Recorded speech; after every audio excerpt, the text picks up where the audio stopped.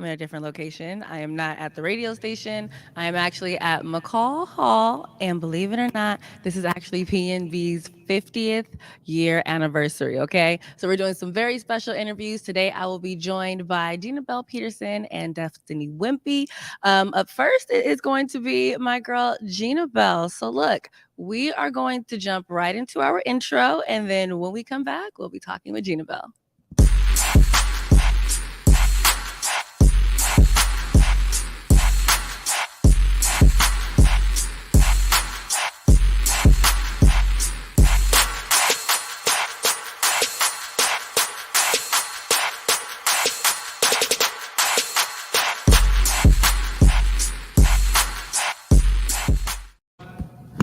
Alrighty, hey guys. So I am currently joined by PNB, aka Pacific Northwest Ballet's Ginabel Peterson.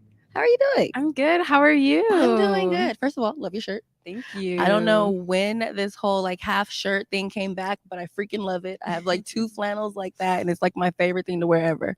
So let me ask you this. Obviously, you're in Seattle now. Mhm. You are from Philadelphia. How did you get from, you know what? Let's not even start there. Let's start with what first sparked your interest in doing ballet. So my parents actually put me in it when I was like 5 or 6 years old. They were like, you need something to do after school. Yeah. So they put me in ballet and I just fell in love with it and I stuck with it all the way until now. Really? Yeah. So it wasn't like you went to a play or anything. It was kind of like your parents were like, you know what? She likes to dance. Let's find her something to do. Yeah, no, it was literally that because like when I was really little, I would put on like Chaka Khan and Michael Jackson and just like dance around the living room. Yeah. So I guess that's why they were like, yeah, let's put her in ballet and see what happens. So, okay, how did you end up in Seattle from Philadelphia? That's actually a long story, but We got a little bit of time. We got some time. So first, after my parents' divorce, I moved to DC with my mom, and I trained at the Kirov Academy. And then I kind of realized that the Russian training wasn't really for me, so I went to Miami City Ballet School. Quick question: what do you mean by Russian training? So, like the Vaganova training, it's a style of training or a technique of training. It's very classical, and it's very different from doing like I guess like the Balanchine style, Gotcha. which is what we do here. So yeah, it's very much for people like stick thin, like Interesting. no curves or anything. Really? Is it because of the Yeah. type of dance, or is it just like what they prefer? I would say it's what they prefer because it Mhm. definitely feeds into, I guess, like body types, and it's not accepting of all body types, and I would say especially like Black bodies, Yeah. or just anyone with more curves. So yeah, and the teachers were also just very mean and very discouraging. Not mean teachers. Look, we're trying to do something that's happy, it's feminine, and you're over here being mean. And there's definitely a way to still like get good training and discipline your dancers without being very mean and discouraging and making people feel like they're never going to make it, like they never have a chance, because that's definitely how I was feeling while I was there. Wow. So I left. And you were probably one of the only girls of color that was there. Oh, absolutely. I think my first year there was one other Black girl in my class, and then my second year there was another Black girl in school, but we weren't in the same class. Wow. And that, yeah. So I went to Miami City Ballet School, and that was much better for me. I was definitely feeling more encouraged, and I had a feeling of like, yes, like all of the work that I'm putting into this, like my teachers, like they're seeing it, and it really makes a difference in your confidence and just how you feel about yourself. And there were more, people of color because there were lots of Brazilians there and Cubans. And I'm half Dominican, so that definitely made me feel more comfortable, exactly, like more seeing, at home. yeah. Exactly. Yeah. And so then after that, I went to Indiana University, and I trained there in the ballet department. And then after that, I went to Ballet West, and I was in the second company there for 2 years before I auditioned for PNB in 2021. Was that like during the pandemic? Yes, I did What my was that audition during like? oh my God, it was like the scariest thing ever. I was so nervous because I was like, oh my God, I'm not gonna get a job. And I thought I wasn't even gonna get promoted into the company at Ballet West because I was like, everyone's losing money right now. Yeah. Like the arts are getting forgotten. You know, no one's gonna be hiring.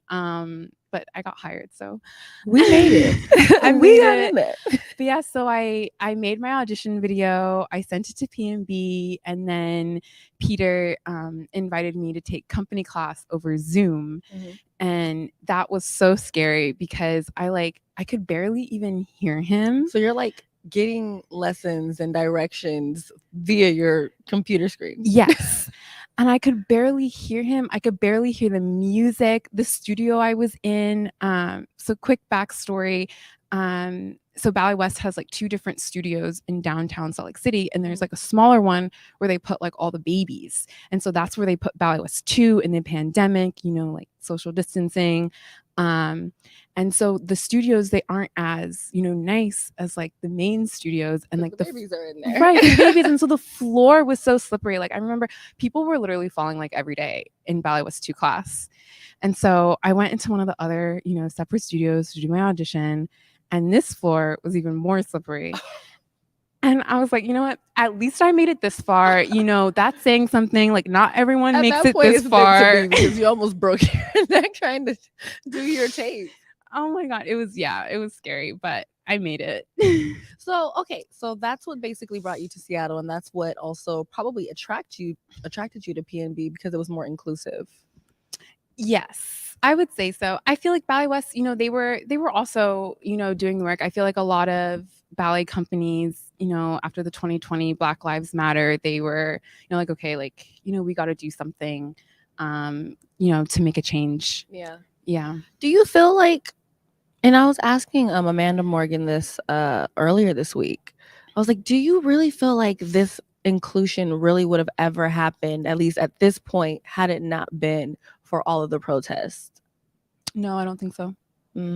I don't think so. That kind of sucks. It does suck, but I mean, like, I mean, I feel like that's just now, America. but You know what I mean? I don't think it's just ballet. I think that's just America in Sure. general. Like everyone was just asleep. True. I don't remember who I was talking to, but I was telling someone I felt like that was a time when for once we all felt the same thing. Like the whole world felt the same thing at the same time. And it was just like, dang, I know we're different, but we literally are going through the same things. We're all at home. We're all worried about our family members. We're all going crazy with whatever our spouse is or trying to keep our plants alive. It was like one moment of unity. Yeah. No, for real. And I feel like that's why like even white folks were like, oh, yeah, you know, because like everyone was just at home and they had time to sit with it, you know, and like think about it. And so I think that was the big difference, because Black Lives Matter didn't start in 2020. Yeah. People just didn't pay attention to it the way they did in 2020. They had more distractions. Exactly. Like they had, you know, like I got to go here, then I got to go there. And, you know, there was so much to do. Whereas like if you're sitting at home, you have time to think. You had no choice but to pay attention. Exactly. So, okay, we're going to go to a commercial break in a second. But I am curious to know, and this is really random, during the season, what kind of diets are you guys on? If at all. I like to believe that everything is okay in moderation. I don't like to get too strict, because then that's like, you know, when you go a little bit crazy, you know, mentally. And I'm just like, you know what? If I want to have this one donut, I'm gonna have this donut. Period. I'm gonna dance it off tomorrow anyways, right? Exactly. So like outside of dance though, do you do additional working out, or is just like all of the dance like your whole workout? Oh yes, no, you definitely gotta cross train. I do a lot of Pilates, and I do my PT exercises. I get on the bike for my stamina. You know, I gotta stretch and roll out at the end of the day so I can walk the next day. Very fair. And I was actually wanting to ask you this, like, how do you guys, this is so random, but I've always seen like the photos or it's like a before and after of ballerinas and like your points and it's like it looks so beautiful, but this is what they have to go through and like like show like feet that are like in obviously like in pain. How do you rest your feet after a show? So that way you're ready for like the next day if you have to perform again. So I do contrast. You do like 3 minutes in hot and like 2 minutes in cold, and I'll usually do like 3 sets of that. But I try to finish on cold. And then I also like roll out my feet. And then I also sometimes like I'll like get in the bath and just kind of like massage my feet out and like pull out my toes. It's like a whole process, like a whole like what happens if you go home and you don't do all of that? I suffer the next day. Okay, that sounds about right. That sounds about right. Okay, so we're gonna go to a quick commercial break, and when we come back, I have some more questions about the Nutcracker and all of the different roles that you'll be playing this year. Stay tuned to Rewind with Besa. We're still live at McCaw Hall.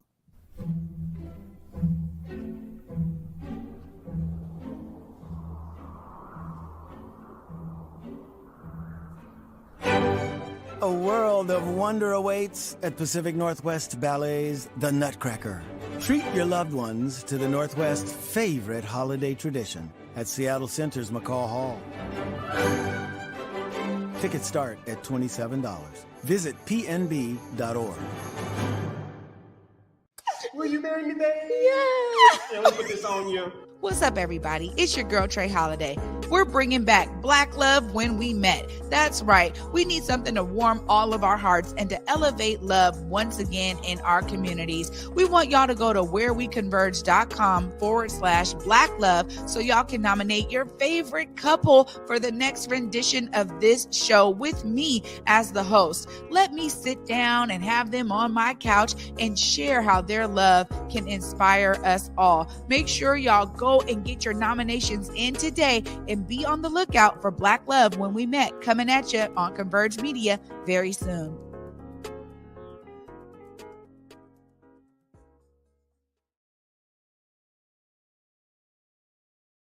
Hey guys, Besa Gordon here, and before heading to Belize, Trey Holiday and I had to make sure we linked up with our good friends over at Market Street Shoes to, of course, grab a few things for the trip.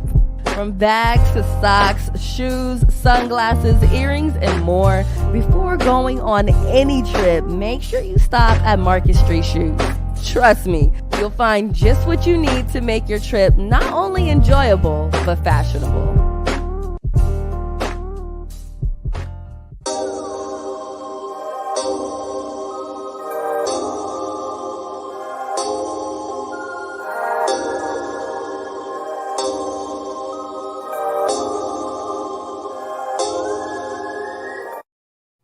Welcome back to Rewind with Besa. We are still live at McCaw Hall, and I am still joined by the beautiful Ginabel Peterson. Thank you for joining me. Thank you for sitting with me. And I know you guys have a busy schedule, but I want to ask about the Nutcracker really quick. I was looking on the website, and I was noticing all the different roles that everyone plays. It's like some people are playing 2 different roles. Some people are playing like 3 different roles. What roles are you playing this year? So this Nutcracker season, I'm actually recovering from an injury. No! Yes. So I will only be doing Party Mom and Mrs. Stahlbaum because I just started dancing again yesterday, actually, just doing bar. So yeah, unfortunately, I won't actually be dancing. Yeah. Oh, that's no fun. Well, when you typically do dance, how many roles do you typically play? So this season, I was supposed to do those 2 roles: Snow, Flowers, Marzipan Core, Spanish Lead, and Arabian and Demi Flowers. So I guess that's 8 roles. Okay, so for, people that want to join ballet or maybe are struggling with when they have multiple roles, how do you not mix those roles up? Like, I know me. If I'm like starting here and then I'm there and then I have this role over there, eventually I've like put 3 roles together and I'm just all over the place. Like, that's something that I would probably accidentally do. I think just rehearsal. Yeah. Like really, paying attention into rehearsal. And, if you need to go into a studio by yourself, to work on things, then, do that. Like I had to do that a lot last season because it was my first time doing this Nutcracker, and I wasn't doing as many roles. I was doing 6.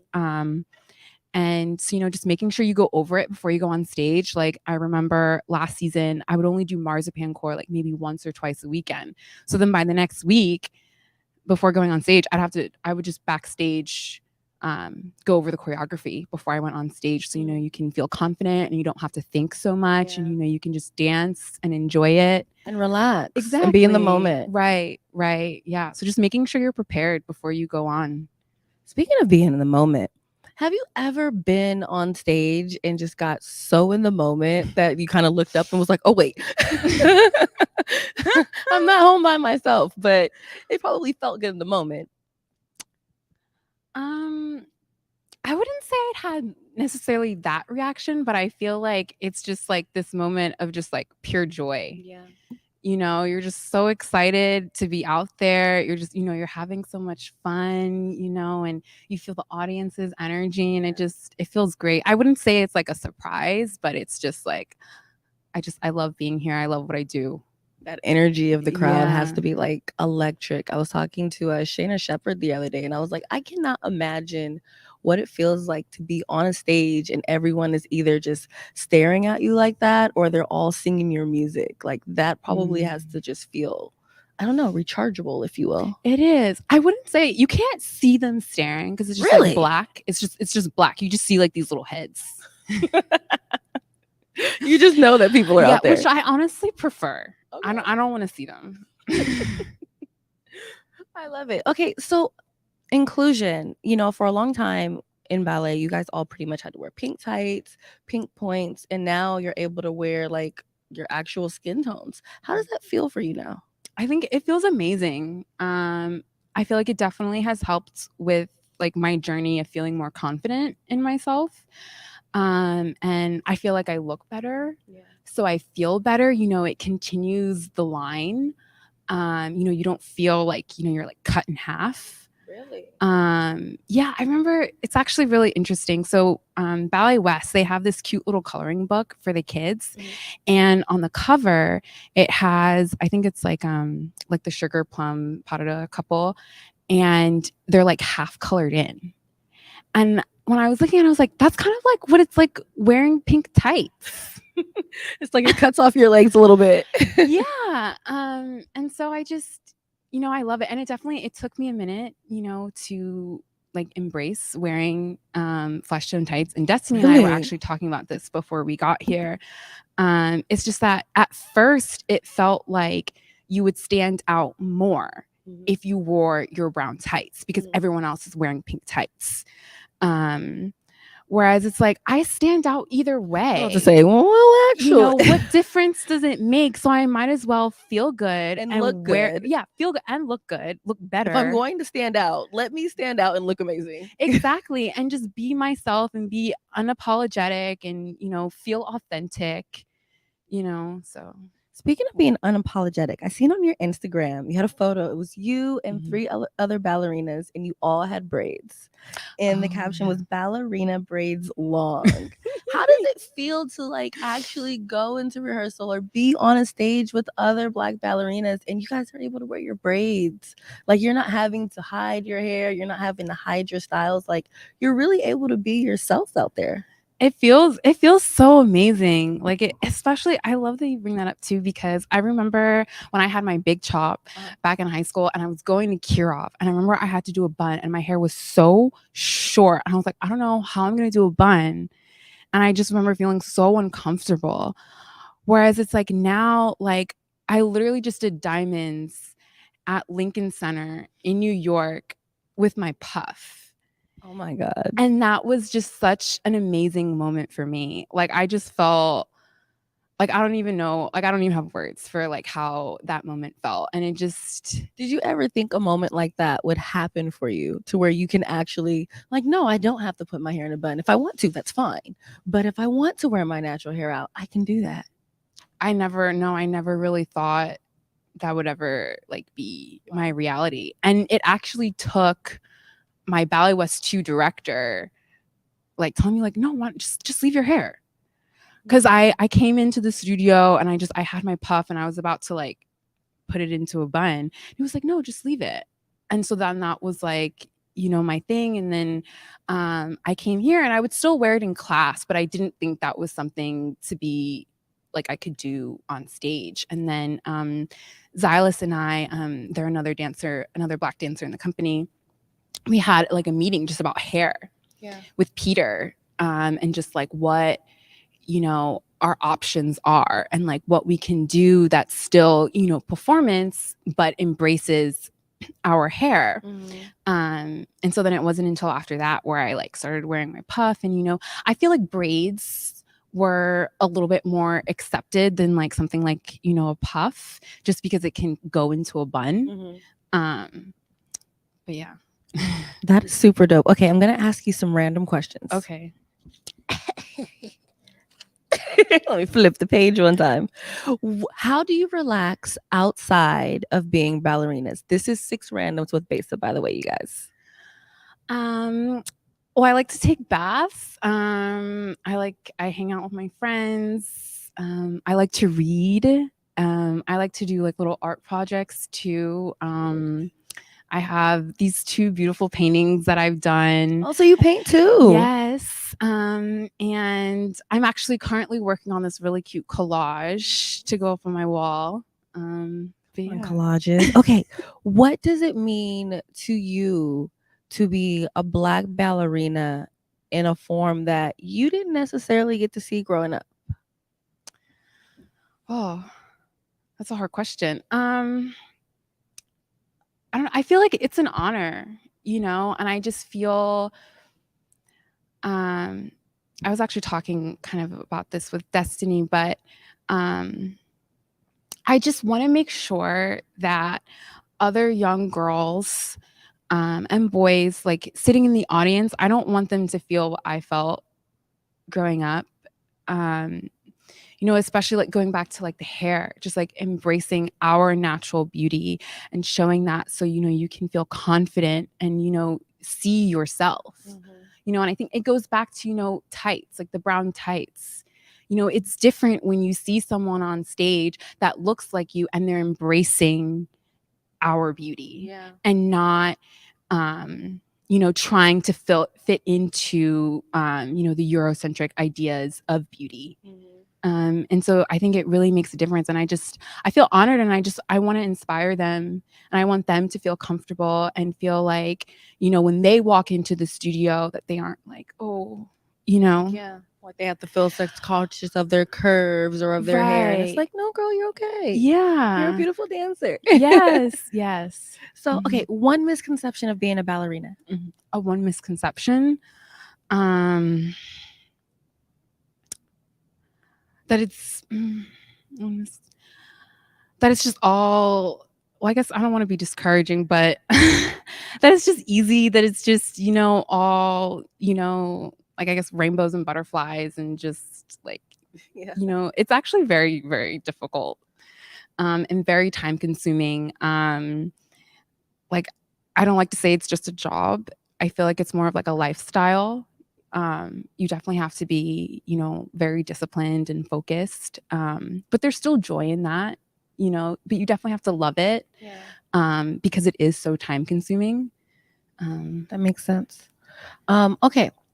Recently, over in Russia, they found a 50,000-year-old, I want to say, virus, and it's a zombie virus. So, say it's time for us to go to Mars. Are you going to Mars or are you going underground? Oh. Yeah, that's actually a thing. I Googled it. Wait, this isn't a hypothetical? No, this really happened. They really did find a virus in some ice because it like melted, and then apparently they took it back to the lab. Somehow they revived it, and I'm like, so not only did you find a zombie virus, that's what they're calling it, a zombie virus. You can Google it. It was like a few days ago, but they revived it. I don't know if it's catchable, but it's a thing. I'll just go where all the Black people go. You know what? Rooting for everybody as Black. I like that. Favorite cheat meal? My favorite cheat meal. I hate to say it, but I love the homophobic chicken at Chick-fil-A. Let me tell you something. Everyone judges me because I still have not actually gone to a Chick-fil-A. You see you judging me right now. I'm just surprised. I'm not judging. I'm surprised. I feel like I don't know. I'm just one of those people where it's like whenever I think about it, it's Sunday, and then I end up not going, and so it's just like I don't know. One of these days I'll make it there. Yeah, you should. Last question: what would you tell your 7-year-old self? My 7-year-old self. I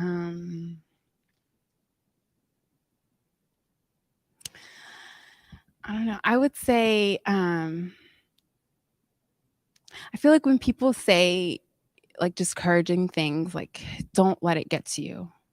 Like do not let it get to you. Just be like, okay, and keep it pushing. Like don't internalize it. Yeah. I love that. Well, shoot. I want to thank you for hanging out with me on this. What is today? Thursday? This week has like just Yeah. This whole year is actually a blur, honestly. I hope that you have an amazing season here at PNB. Hopefully you're able to heal up very, very quickly. Do you know how long before you're fully healed? So I should be back for Giselle. Okay. I just started bar yesterday, and so it's been going on for like 2 months now, so I'm just taking my time so I can come back strong. But I think I'll be fully dancing by the end of Nutcracker. I just won't make it on stage. Okay. Well, shoot, until next time, you know what? You have my full on support. Keep being amazing and just literally inspiring that next generation of Black ballerinas. I'm Besa Gordon. You guys, we are going to go to a quick commercial break. And when we come back, I will be joined by Destiny Wimpye. Within sports, you learn so many life lessons that'll help you be successful in any area that you plan to pursue. So I remember being a kid in Spokane and going to camps like this with my friends and just having a blast, and that's really when I fell in love with this game. Hopefully, we're doing the same and inspiring some of these kids to keep going on this journey.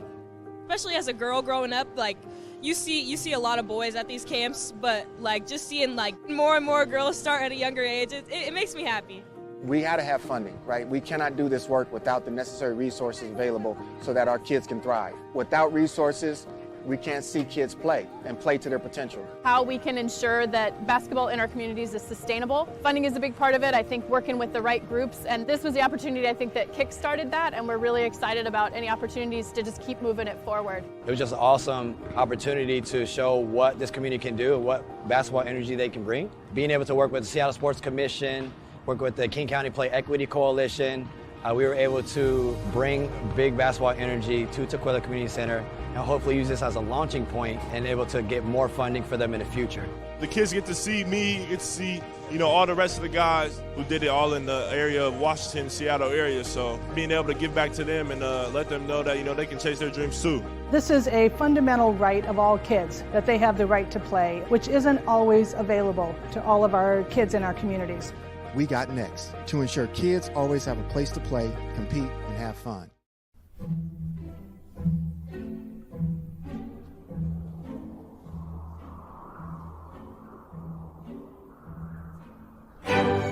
A world of wonder awaits at Pacific Northwest Ballet's The Nutcracker. Treat your loved ones to the Northwest's favorite holiday tradition at Seattle Center's McCaw Hall. Tickets start at $27. Visit pnb.org.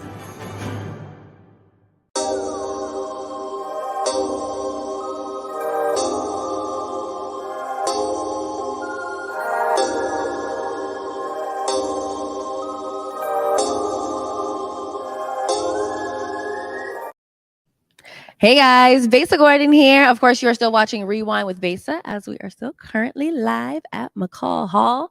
Right now, I am joined by the so beautiful Destiny Wimpye. Hi. How are you? I'm good. How are you? Good. Thank you for joining me today. Of course. I cannot wait to dig into you because I remember seeing you when you were on the day with Trey. So, I'm a little bit familiar with you and like your story, but I definitely want to know more. So I found it interesting that you started dancing at the age of 3. So were you just like tap dancing in your mom's belly? Like, yeah. How did this happen? I mean, maybe my mom said I kicked her a lot. But I started when I started when I was 3. It wasn't really like, oh, I got put into like classes or anything. I was at daycare, and at my kind of like daycare school, they would have different people come in and like teach us just to pass the time. And a dance studio came in and they just started teaching us like ballet classes, little tap classes, jazz, whatever That is it so was. cool. Yeah, it was really fun and I really enjoyed it a lot. And when they left, when their time was up, I was telling my mom, "Oh, that was so fun. I really want to like keep doing it." My mom was like, 3. "Yeah." Well, my mom was like, she was like, my mom didn't believe it. She was just like, "Whatever." Like they were just here for a second. Destiny, you're 3. Come on.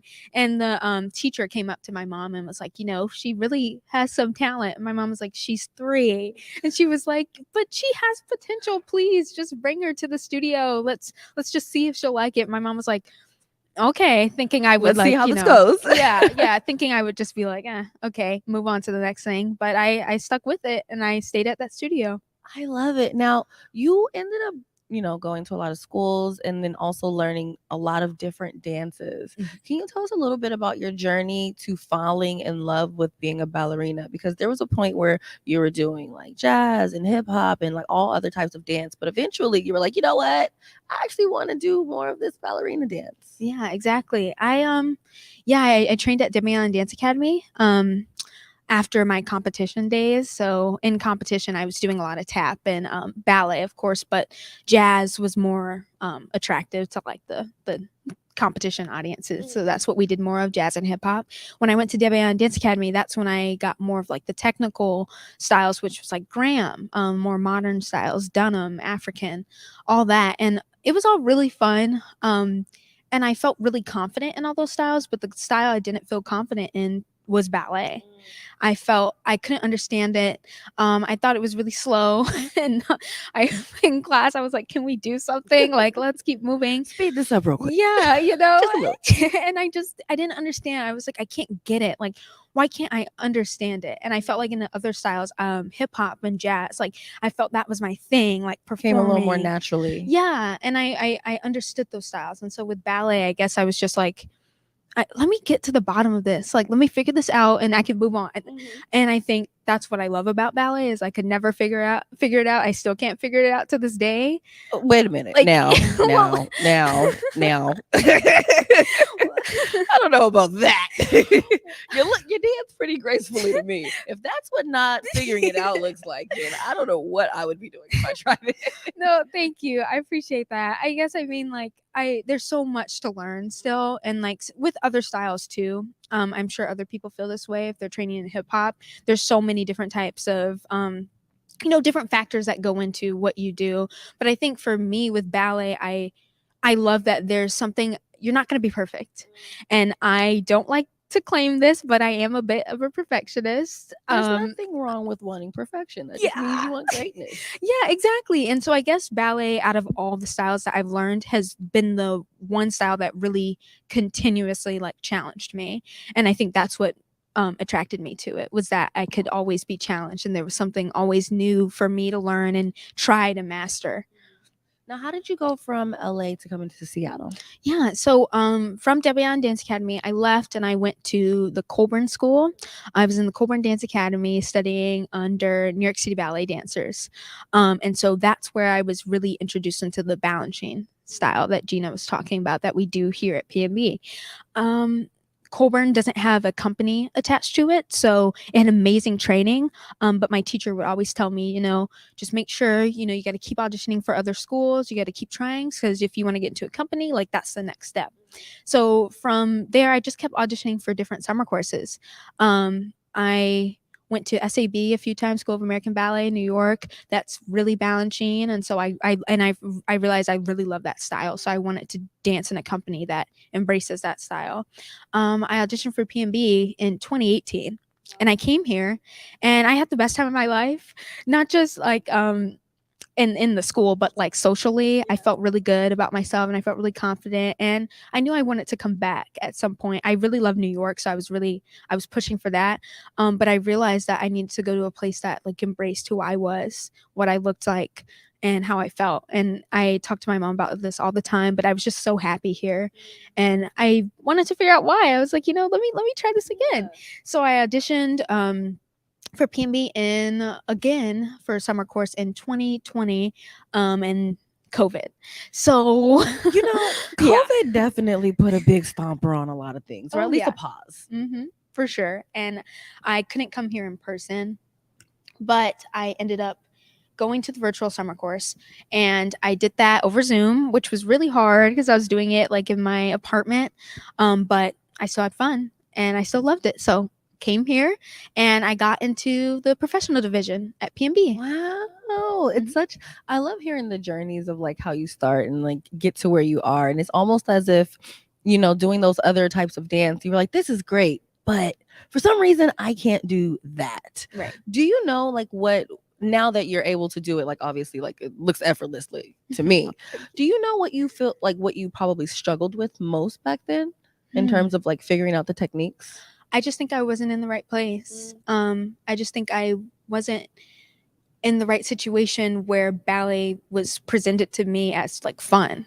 I wasn't really introduced into, I wasn't introduced to the like the story ballets or like the different roles you can be within ballet. So what I just saw it as kind of one note, and I didn't really understand the layers that it has, like both physically and mentally. So I think once that happened for me, I think it really took seeing the balancing style and training in balancing dancers, seeing how dynamic they move and just seeing their artistry and how each dancer is completely different, but we're all doing the same thing in the core. I think I was like, okay, I see. And I can see myself doing that, and I can see myself like being my own person while still being really technically, you know, awesome. So questions about the Balanchine. I seen an I think it was an interview. I don't know if it was a blog that you did, because it seems like you wrote the whole thing. But you basically were saying that one of the reasons why you really liked Balanchine is because the dancers looked more like you, like they were a little more muscular, like they weren't as thin. What did it feel like before then when you would like do dancing? Because obviously your body type is different, and we, you know, when we grow, like it's like things start popping out. Right. Yeah, I mean that's another thing. When I was doing that like more Vaganova, like Gina was saying, I was doing that style when I was younger. So everything was fine and dandy before puberty. But yeah, I was doing that, so I didn't really notice, and I wasn't paying attention to body styles. Of course, it was the race thing of not seeing a lot of representation, but I figured that was everywhere, all across the board. But then as I got older, people started bringing it to my attention. Teachers, different schools that I went to started bringing it to my attention. It was hard.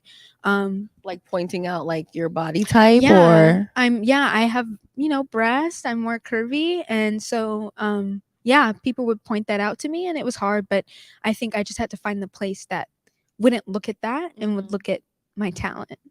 So it's so crazy. And, you know, just like how I was telling Ginabel, it's wild to, I don't want to say think, but it's wild to know that even in this day and age, they're like, no, you're not thin enough for this. You know, your boobs are too big for that. Or maybe you have to like tape it down a little bit. But now you're able to fully be yourself. Like you don't have to worry about anything. Outside of dance, what kind of workouts do you do to make sure that your physique is always on point? I do a lot of like PT and physical therapy things. And I just like to rest, honestly. I think that's like really the best medicine, is just taking care of myself. Sometimes it's not going out and just sitting in my house and relaxing and sleeping. And just resting. So that's really what I do. Now, I did see that you recently was in, I want to say, a short film called The Point. Yeah. What was that? It looked really dope. I only saw like a small clip of it, but I really, really liked where it was going. Yeah, I did a short film with Morgan Dukes. She reached out to me, and we filmed actually at the Armory. Yeah, and it was really fun. It was just talking about it was just a little short film. It was talking about ballet and just discovering yourself and realizing it, if it's like, are you doing it for other people? Are you doing it for someone to validate you? Or are you doing it for yourself because you love it? And I really kind of resonated with that message. So I really wanted to be a part of it. And it was awesome. It was amazing. I wish I had a way of like streaming it or showing it. But it was, there was a viewing a while back, but yeah, it was awesome. Okay, well, shoot, you guys, we're going to go to a quick commercial break. When we come back, we're going to talk more about inclusivity in ballet and having a support system. I did it for the city. I did it for the love. I did for the people, I did it for us. Back on this rap ish, I ain't even broke a sweat, homie, this practice. Pondering my next move, staring at my track list, hope I ain't missing my window. Praying like a Baptist, Seattle's own. Tired of this Game of Thrones. They made a list of the best rappers, and guess who wasn't on? While the disrespect continues, I'm steady packing these venues. Guess if you ain't at the table, you on the menu, and I'm that spitter, baby. They don't want you to see, but everybody's south of Capitol Hill's rocking with me. Boys smoke the trays and ponder getting their life together. I'm comfortable with my role, so I'm like, whatever. Me? I ain't got a job, but I work hard. And you don't work hard, but you got a job. The irony is I'm judged while you feel the applause. I'm slept on, that's why I had to set this alarm. My dude's is armed, I'm armed with this arm charm. Body banging like she got that cream from Barry Bonds. Yeah. I did it for the city, I did it for the love, I did it for the people, I did it for us. That Dre season is here, a real hitter with a mic, I'm everything that they fear. With that hood ain't the same, I was all on their ass, I'm level-headed. So yo, my dudes love when I spaz, and I'm so over Seattle's passive-aggressive attitude. They don't call you back, what they really saying is F you. While I'm from the same place, I move at a different pace. COVID-19 hurt my income, my health, and my family. We were about to lose our home when we heard we might be eligible for homeowner assistance funds from the government. We called 1-877-894-HOME, and a housing counselor stepped in, talked to our lender, and saved our home. Federal funding details at washingtonhaf.org. That's washingtonhaf.org. Hey guys, Besa Gordon here. We are still live at McCaw Hall, and I still have my girl Destiny Wimpye with me. So, okay, question. When it comes to support and moving around, like you've moved around a lot, you know, and I've always heard about people where they're like, you know, I'm an Army brat, I have to go here, I have to go there, but you know, I always have my family. What has your support system been like for you throughout your career in ballet? So when I was 9, that was the first time I moved from Georgia. I'm from Georgia originally. I moved with my mom. So we were there together until I was 13. And then I stayed in dorm. So I was by myself from 13 to 16. And then then I came here. So I guess I was by myself again. So 16, and then I came here, and I was I moved here by myself for 2 years, and then my mom actually just moved out here this past summer. So she's here now. Yeah, so she's here. Nice. Yes. So I mean, my family has been a huge support system for me. Definitely my mom and my grandma, my uncle, and different things like that. But my mom really, I talked about this last time I was on Converge. She's really the rock of it all. Couldn't have done it without her. And I'm glad she's here now. It's funny that you mentioned it. You talked about it last time on Converge. We have that clip for you guys in case you did not see it. If we can get that clip, it is titled Destiny. No, I saw you get emotional there. Tell us just quickly before I let you go about how your family is, you know, just excited that you're playing this iconic role of Belle. And I'm sure you're just doing the role justice. Tell us about how that is for you personally and how your family is receiving that beautiful news. Oh my gosh, we're gonna try to get through this because I'm a crier. My mom is here, and my mom is like my rock, my everything. She is always so proud of me, and I'm so thankful. We like moved to LA together, like from Georgia, and it was just us. So it's always just been us, and you know, I feel like for her, like just seeing me be able to just tackle, you know, doing what I love, because we gave up so much for me in order to do that. I'm sorry. Like, don't be. Like we gave up so much in order for me to get here, and she gave up so much. And I just think that's what makes her such an amazing woman, and the woman I want to be when I get older. And I know she's just so proud of me and just so excited to see me on stage. And she, like, even when we did Nutcracker and other performances, she was so happy to be here. And I know she sits in the audience, she tells me she cries every show. She's just, I mean, it's just a lot, I think, for her, just full circle. I'm her only child. So just having that experience, and like us going to LA and Seattle and all over the place, like I feel like it's been really great for her. And I know she's watching this probably, so I know she's just really proud of me. You know what? You can look right there in that camera and tell your mama how much you love her. Yes. Thank you, Mom, for everything. I know she's probably crying too, because we're both like on the same page. But I just love you so much. And I tell you like every second I can, but I need to say it even more, because like without you, I wouldn't be the person I am. I wouldn't be the dancer I am. I wouldn't be the artist I am. And I wouldn't be able to have this like platform and be in the space where I can share my talent to other dancers who might look up to me. So thank you for that. I heard your mom is watching right now. She is. So in this moment where you're able to see where you were some months ago and, even a year ago when you first got here, and now your mom is here in Seattle with you, how does that feel, with being that she was literally there with you this whole time? Like, she's been probably your biggest form of support. Absolutely. It feels great, and I'm just so happy. Honestly, it makes me more thankful every day, even just seeing that clip that I wake up and she's there, because sometimes you can get kind of caught up in routine and forget how much people do for you. Yeah, I don't want to cry again, so that's all I'm gonna say about that. Right. So, okay, let me ask you this to change the topic, because we want to keep the shirt nice and clean today. Brown girls do ballet.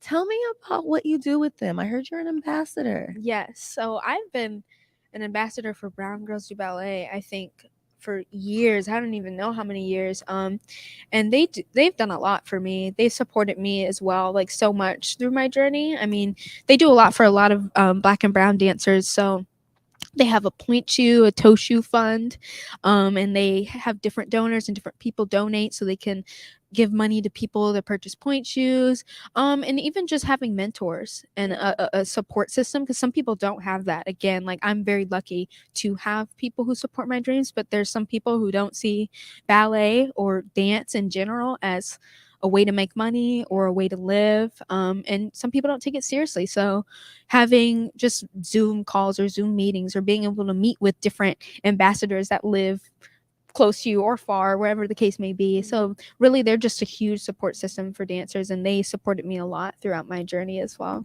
I love that. And I would assume that being a ballerina is not cheap. Exactly. Yeah. So I love that this is an organization that is helping other little Black girls that really do want to be a ballerina. And it's like, with me, I remember in high school, I wanted to do certain sports, but we couldn't always afford the cleats. We couldn't always afford like certain different equipments that I would need. So eventually I would end up dropping out. So, have you worked with any of the younger girls in ballet recently, or like what are you doing with the youth that I know for a fact looked up to you? Because, just like I was telling Ginabel, you guys are in a position where you're able to be a ballerina in the way that you probably wanted to see it when you were growing up. Absolutely.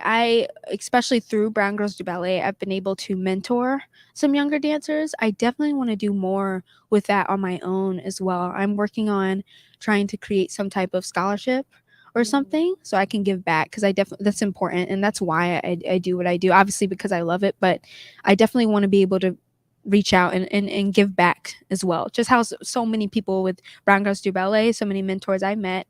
Dance Theater of Harlem was here recently at PMB, and I seen it. It was so good. It was so amazing, right? I mean, it felt it. The energy in the room was amazing, and I seeing so many of my mentors and people that I met those years ago who would just give me tips. I met Daphne, one of the dancers. She taught me how to sew point shoes. So like just even being able to see her again, it's just amazing. So I want to definitely do that. So I'm working on something. Nice. So okay, Nutcracker season is here. What are we doing this season in the Nutcracker? So I'm doing Snow and Flowers. A new role for me. I'm doing Doll. So I'm doing Columbine, and I do Grandma in the party scene. Wow. Yeah, so that's really fun. And is that all? Oh, and Marzipan. It's hard to keep track. I mean, when I was a PD, I did more. I think I did 1 or 2 more roles. So it's definitely been an adjustment coming from like being a student now, because I'm doing kind of less but still more in the same way. Is it like a bigger role? Is that what it is? Or I don't know. I think it's like I guess so. Yeah, I mean, Marzipan, there's only 5 dancers on stage, so that's more featured. Flowers is really hard.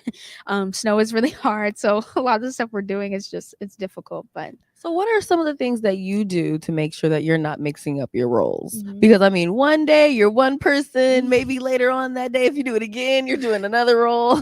yeah, I was even gonna say, like, to complicate that even more, with snow, there's different numbered snowflakes, right? So I have 3 different parts in snow. I've learned 3 different snow spots. So I've learned snow number 1, snow number 2, and snow number 3. I'm performing 3, but when I was a PD, I did 1 and 2. So that's even more complicated, switching them up within the same role. But it's fun. I think it's fun.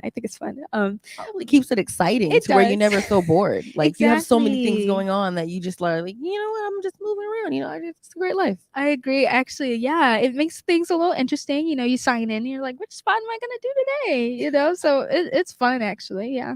So I'm curious to know, what advice do you have for women that want to be more feminine? I feel like being a ballerina is like a very feminine thing. Like it's long lines. It's not always like hard movements. Like I don't know. It's very, at least a lot, not all of it, but a lot of it that I see can be very light and it can be very feminine. Do you have any advice on that? I don't know if I would say being more. I think just be yourself. Yeah.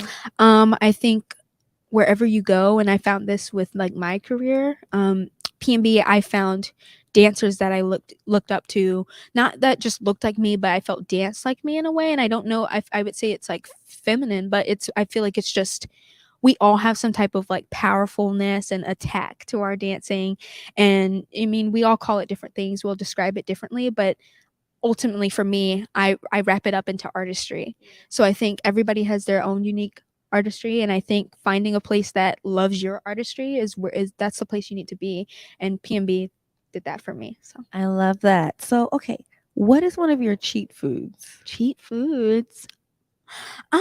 Man, I mean, I wouldn't call it a cheat food because I don't really cheat. I eat it all the time. I love M&Ms. It's a part of the diet. Yeah, it is. I'm sorry. I love M&Ms. I just shout out to M&Ms. Okay, I love them. But I guess a cheat food, I love going to like fancy restaurants and ordering like steak. I love steak. So then you would hate to hear about the meat glue that I was telling one of my friends about recently. I was interviewing Shayna Shepherd yesterday, and I was telling her about how there's this thing called meat glue, where it's like basically, you know how like hot dogs are kind of like a mash of just random things, where they basically like take different pieces of meat and they like use this powder and they mix it up and then it creates a new, and you can't really tell the difference. Apparently it tastes really similar. And she was like, what, how do I know if I'm eating it? I'm like, I don't really think that you do. I just like, they keep messing with our food, man. Do we ever know? That's what I was about to say. What do we really know? But I say all that to say, anytime I think about steak, I think of that video now that I seen a couple months ago, and I'm just like, you know what, I'm still going to eat it, but in the back of my head, I'm just like, I hope that this was not tossed together with powder. Exactly. Oh gosh. So what does it mean to you to be a Black ballerina in this day and age at that? Yeah. I mean, it means a lot to me, but I think the biggest thing, kind of what I hinted at before, is just giving back. And making sure that while I am succeeding and, you know, meeting my goals, that I also help other people get there too. So whether that's just being a face that they see on the stage, and whether that's tackling roles like, you know, Amanda Morgan, being able to do so many different roles this year, and just being such an inspiration to people, like seeing that as what they really need. And it's what I need. So I think just being more of that for other people, I mean, it means a lot to me, but I think that's the biggest thing for me, really being able to show people that you can do this and that you can be in this position too with hard work. If someone say, you know what, I want to start doing ballet tomorrow, where exactly would you tell them to start? I mean, obviously going to classes, but it's like once you leave class and you go home and you're just by yourself, like what practice advice do you have for them? Man, I say for me, what really helped when I was starting was research and studying, kind of finding what would work for me, what styles would work for me, dancers that I love, dancers that I can look at and see, okay, I can take this from this person and bring it into myself. And so I think researching maybe just what you really love about ballet and how you can bring it into your own artistry and into your own person. I love it. Okay, so we're gonna do 6 randoms with Besa. Okay. Who would you say that Destiny is outside of ballet? Ooh, outside of ballet, I would say Destiny is she's an extrovert. Okay. Really? Shockingly. I'm very introverted in the studio. I get very just tunnel vision. And it's a good and bad thing. But yeah, I think I'm pretty social outside of what I do. I like to stay pretty focused in the studio. I really pay attention to the teacher. I don't really like to talk too much because I don't want to miss anything, any ounce of juice or important information. I just don't want to miss it. So I get really zoned in. But I think I'm social and I'm fun. I love it. I like to do things. So yeah. What would be your one misconception of being a ballerina? Man, I agree with Gina. It's that it's like it's just like, oh, we get to dress up. We come to work and we dress up and we get on the stage, but there's so much behind that. And it's not just hard physically, it's hard mentally. So you really have to be a strong person. And also like the discipline aspect of it too. You have to be so disciplined, but that's what I think I love about ballet dancers in general, or any dancers. Like we're so disciplined because of what we do, and we bring that to the outside world too. Like everything that we do, we go for it, we work hard for it. And so I think it's just a great way to kind of grow up and kind of live. I love it. Now, same question that I asked Ginabel. If the zombies come to town, being that this virus is out here, are you going underground or are you going up to Mars with Elon Musk? Oh gosh, I think I'm gonna go underground. I don't want to go to Mars. I'll take my chances. We'll see how it works. I think my mom would go underground too, so she'll help me out down there, I think. Hopefully. Something you can do outside of the season that you can't do during the season. Travel. Yeah. That's what I would want to do. That's one of my like long-term, short-term, long-term, any type of goal. I want to travel more, go to different places. Yeah. What would you say to your 7-year-old self? I would tell my 7-year-old self. I would tell my 7-year-old self, just keep doing what you're doing. You got it. And keep reminding yourself like why you do what you do and that you love it and then it makes you happy. Outside influences, anything external, forget about it. It doesn't even matter. It doesn't even matter because you'll get where you're going if you keep just focusing. And then last question, what is one ballet that you haven't done that you want to do? Oh my gosh, I have so many. Just one. You can give me 3. Okay, I love Balanchine's like black and white ballet, so like Agon. Man, there's so many. Now I'm blanking. I wanted PMB just did Romeo and Juliet. But that version, I love it so much, and that's a dream role for me. I'd love to be Juliet, and it's so powerful, and I saw how much it moved the audience and how much it moved me. So any work that can move people, which is a lot of ballet, but anything that I really feel like can make a difference and kind of change how someone views ballet, I want to be a part of it. So I love it. Sign me up. Well, I want to thank you so much, Destiny, for sitting down with me on this lovely Thursday. Thank goodness it did not snow. Of course, you guys, we are about to wrap up this episode of Rewind with Besa. This was an amazing time at McCaw Hall. If you guys don't know, they are celebrating their 50th year anniversary. And of course, right now, they are doing the Nutcracker. You were able to see Destiny. You'll be able to see Ginabel. And you'll even be able to see Amanda Morgan that I interviewed earlier this week. So, of course, until next time, I hope you guys have an amazing rest of your day. Thank you to both of my amazing guests. And of course, until next time, you guys already know what to do. Keep that energy high.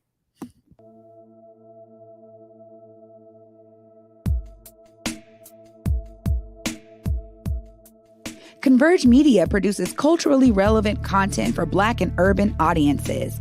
Our coverage is raw, transparent, and objective, praised by community leaders, government officials, and